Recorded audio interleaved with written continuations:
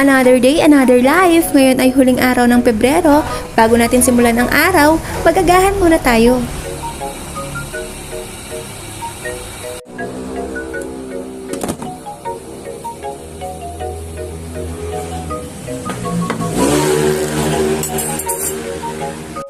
Oatmeal nga lang ang inaagahan ko dahil diet ako. Ikaw, diet ka ba?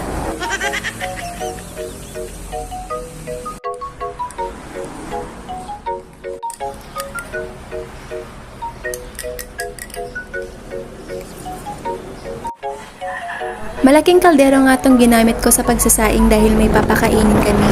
At hindi naman agad maluluto tong kanin kaya bibili muna kami ng pasahog namin sa munggo. Malapit nga lang dito sa amin itong pinagbilhan namin ng mga gulay at karne. Ayun, alibabak. At dahil 6 na tao ang aming papakainin, 4 na basong munggo ang aking iluluto para magkasya. Magpapaharvest kasi kami ng pananim na mais, sakto na kasi sa buwan at sakto umaraw na.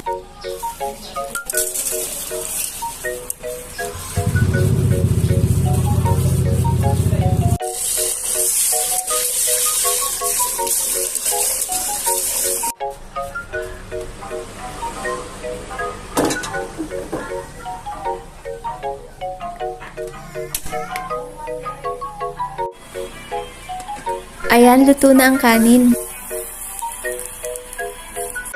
Fast forward, luto na rin tong ulam.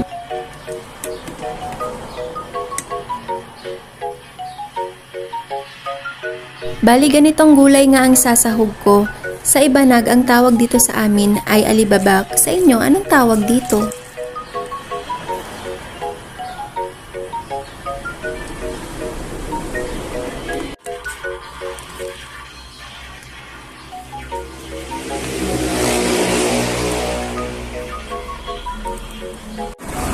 At dahil okay ng lahat, ihahatid na ng asawa ko tong pagkain sa bukid.